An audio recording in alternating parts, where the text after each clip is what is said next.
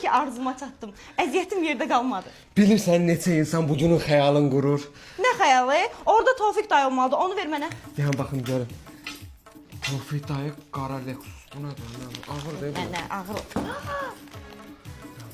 Maşında olur. Vasif 50 manat. İlkin 150 manat. Azər 100 manat. Təranə 75 manat. Haramın olsun. Anar 25 manat. Neymişəmsə onun bu. Şərəfsizə bax. 100 manatlıq menüyə gəlib görün atır. Gülçöhrə 100 manat. Tural 40 manat.